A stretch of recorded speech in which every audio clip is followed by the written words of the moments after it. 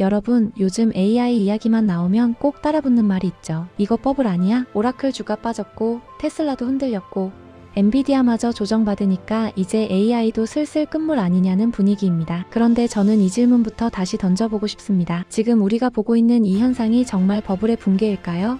아니면 산업이 너무 빨리 커지면서 겪는 성장통일까요? 사실 투자 시장에서 이 둘을 헷갈리면 판단이 완전히 달라집니다. 버블 붕괴라면 빨리 빠져나와야 하고 성장통이라면 오히려 기회를 준비해야 하니까요. 그래서 오늘은 감정이 아니라 구조로 데이터와 흐름으로 이 문제를 다시 정리해 보려고 합니다.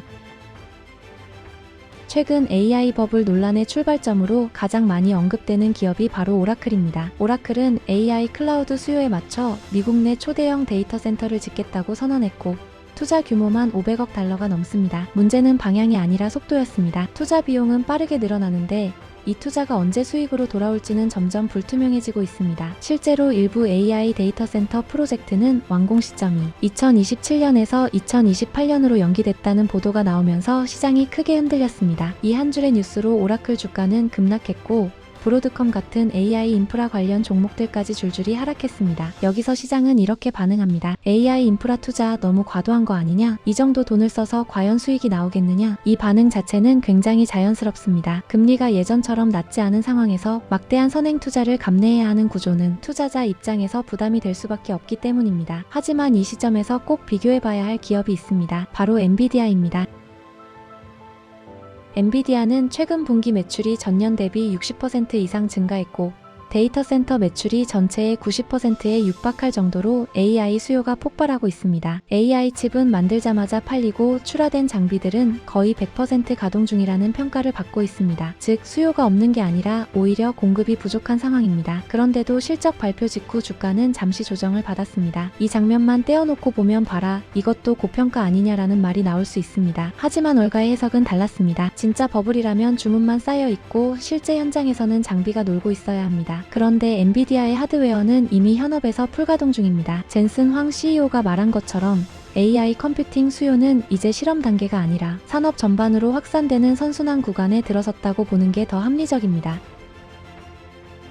이 대목에서 우리가 짚어야 할 핵심은 하나입니다. 지금 AI 산업에서 나타나는 불안 신호는 수요가 사라져서가 아니라 너무 빨리 커져서 나타나고 있다는 점입니다. 이 차이를 놓치면 같은 뉴스를 보고도 완전히 반대 결론에 도달하게 됩니다. 숫자를 보면 이 구조가 더 명확해집니다. AI 모델 학습에 필요한 연산량은 불과 2년 사이에 1800배나 늘어났습니다. 그런데 같은 기간 반도체 공정 미세화나 아키텍처 혁신으로 얻은 효율 증가는 6배 수준에 그쳤습니다. 이 격차는 어떻게 메웠을까요? 서버를 더 깔고 데이터 센터를 더 짓고 전기를 더 쓰는 방식이었습니다. 그 결과 데이터 센터 전력 수요는 2030년까지 2배 이상 증가할 것으로 전망되고 있고 AI 서버 한 렉이 요구하는 전력은 이제 500kW를 넘어서고 있습니다. 이쯤 되면 문제는 기술 트렌드가 아니라 물리적 한계입니다. 전력, 발열, 공간, 그리고 비용. AI는 멈추지 않는데 이를 받쳐줄 인프라는 숨이 차기 시작한 겁니다.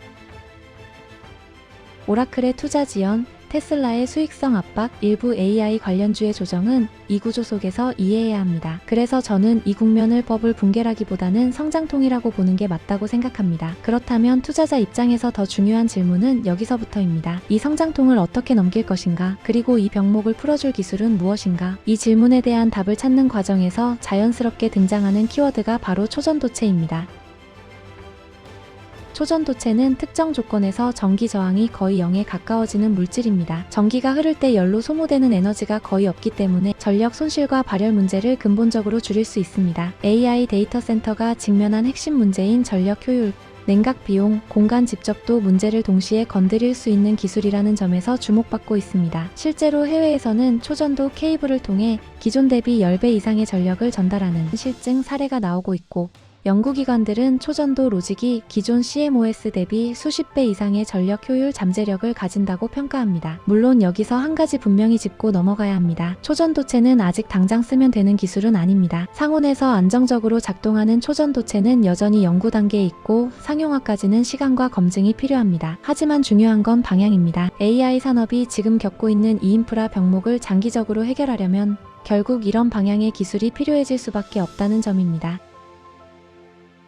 그래서 초전도체는 단기 테마라기보다는 AI 산업이 성숙 단계로 가기 위해 반드시 거쳐야 할 기술적 진화, 경로 중 하나라고 볼 수 있습니다. 이 흐름 속에서 국내 투자자들이 가장 많이 언급하는 기업이 바로 신성델타테크입니다. 신성델타테크는 원래 가전과 2차전지 부품을 만드는 제조업 기반 기업으로 매출과 이익이 비교적 안정적인 회사입니다. 여기에 퀀텀 에너지 연구소와의 협업 이슈가 더해지면서 작년에 주가가 과열됐고 이후 지금은 큰 조정을 받고 있습니다. 중요한 건 이 회사가 초전도체 하나로 모든 걸 거는 회사는 아니라는 점입니다. 본업에서 현금을 벌고 있고 초전도체는 성공할 경우 기업 가치를 크게 바꿀 수 있는 옵션에 가깝습니다. 그래서 신성델타테크를 바라볼 때는 단기 뉴스에 따라 흥분하거나 실망하기보다는 시나리오 투자 관점이 필요합니다. 기술이 의미 있는 성과를 낸다면 리레이팅 가능성이 있지만 검증이 지연되거나 경쟁에서 밀릴 경우 변동성을 감내해야 합니다. 이 종목을 둘러싼 논쟁이 극단적으로 갈리는 이유도 바로 여기에 있습니다. 누군가는 아직 아무것도 없다고 말하고 누군가는 미래를 선점할 수 있다고 말합니다. 둘 다 틀린 말은 아닙니다. 시간과 결과가 갈라줄 문제입니다.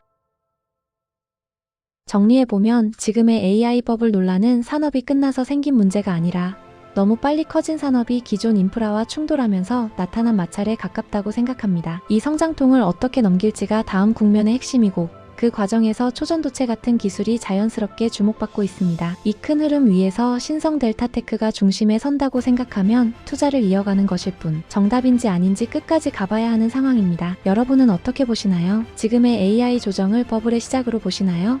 아니면 더 큰 도약을 위한 숨고르기로 보시나요? 그리고 AI 인프라의 다음 해법으로 초전도체가 정말 답이 될 수 있을지 여러분의 생각을 댓글로 남겨주시면 좋겠습니다. 이 채널은 항상 여러분의 생각과 함께 완성됩니다.